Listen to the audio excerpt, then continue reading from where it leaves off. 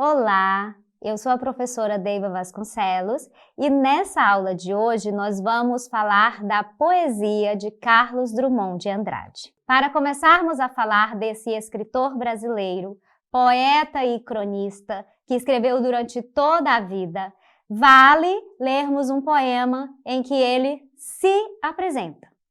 Então, o poeta por ele mesmo.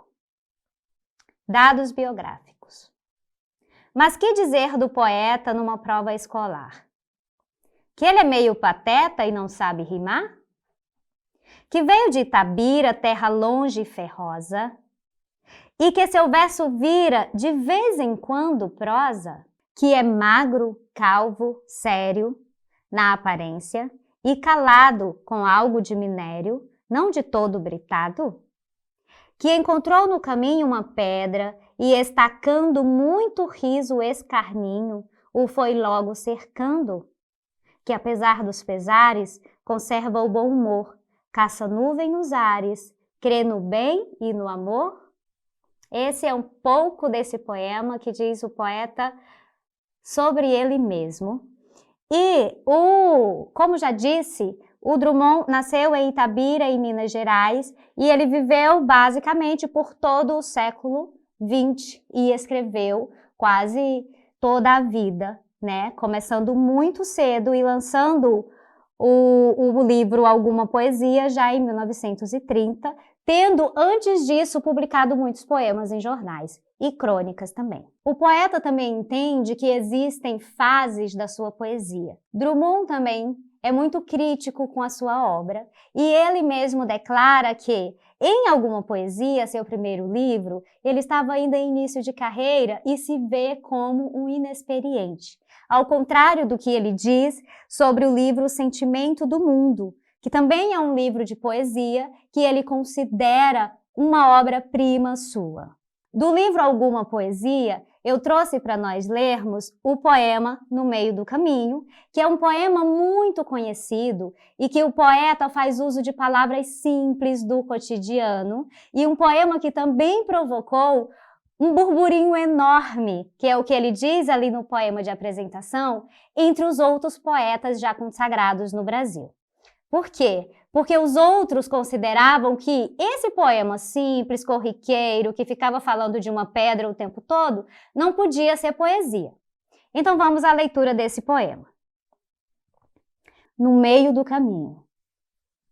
No meio do caminho tinha uma pedra. Tinha uma pedra no meio do caminho. Tinha uma pedra. No meio do caminho tinha uma pedra. Nunca me esquecerei desse acontecimento, na vida de minhas retinas tão fatigadas. Nunca me esquecerei que no meio do caminho tinha uma pedra. Tinha uma pedra no meio do caminho. No meio do caminho tinha uma pedra. Esse é um poema que está no livro Alguma Poesia e que, como podemos observar, usa uma quantidade limitada de palavras, mas que também, e que fala dessa pedra no meio do caminho, que nós podemos estender com interpretações para outras coisas na nossa vida. Do livro Alguma Poesia, eu trouxe também para uma leitura o poema de 7 faces, que é um poema em 7 estrofes, que vai nos mostrando percepções diferentes do mundo e da vida.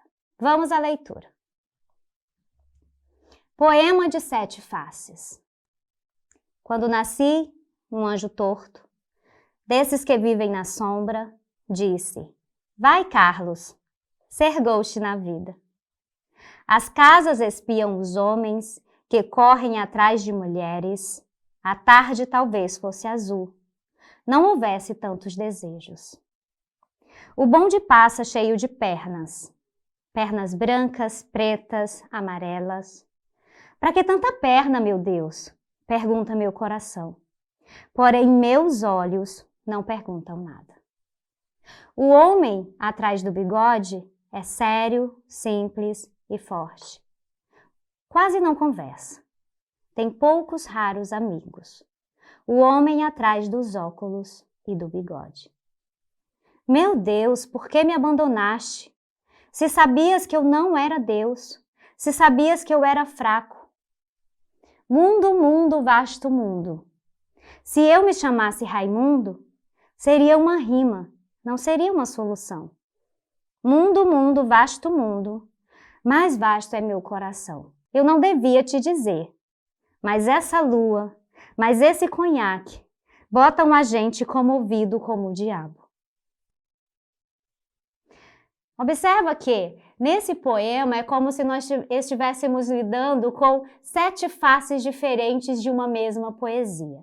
Porque cada poema é como se fosse para um lado, nos levasse para uma diferente interpretação, cada estrofe, né? Por exemplo, na primeira estrofe, quando nasci um anjo torto, desses que vivem na sombra, disse, vai Carlos, sergou-te na vida. E aí, o que a gente espera da continuidade desse poema? Que ele continue falando desse Carlos e da continuidade da vida dessa pessoa. Mas não é isso que acontece. Então, na segunda estrofe, já vai para uma reflexão outra super variada, que diz, as casas espiam os homens, que correm atrás de mulheres. A tarde talvez fosse azul, não houvesse tantos desejos. E lá para o final, o poeta vai nos entregando em uma rima simples, né? Mundo, mundo, vasto mundo, se eu me chamasse Raimundo, não seria uma rima. Quer dizer, seria uma rima, não seria uma solução. Mundo, mundo, vasto mundo, mais vasto é meu coração. Então, o que a gente vai percebendo? Que há uma composição aqui daquilo que é difícil também na vida, mas também daquilo que é comum, corriqueiro, é do cotidiano. E, de novo, nós temos o uso de vocabulários simples, né? Nós temos palavras do nosso cotidiano. E nós temos aqui a criação dessa imagem de que uma poesia também é uma coisa simples da nossa vida. O escritor brasileiro Antônio Cândido faz a seguinte declaração sobre a poesia de Carlos Drummond de Andrade. O bloco central da obra de Drummond é regido por inquietudes poéticas que provêm umas das outras. De um lado, se coloca a preocupação com os problemas sociais, e aí isso aqui nós vamos perceber em algumas obras e não em outras.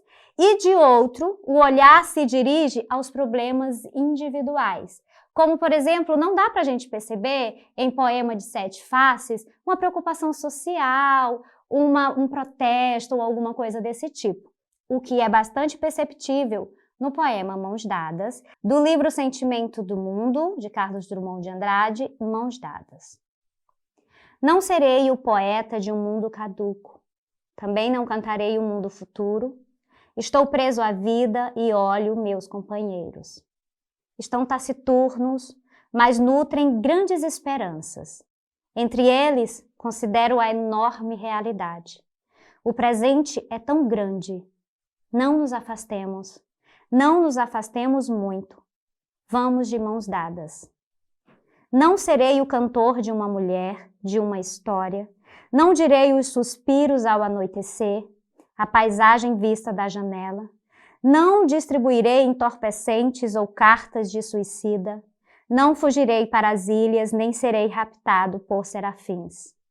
O tempo é a minha matéria, o tempo presente, os homens presentes, a vida presente. Nesse poema nós percebemos, assim como também destaca o Antônio Cândido, que há uma preocupação com o tema social e com a vida presente da sociedade. Ele mesmo diz, o tempo é a minha matéria, mas não é qualquer tempo, é o tempo presente.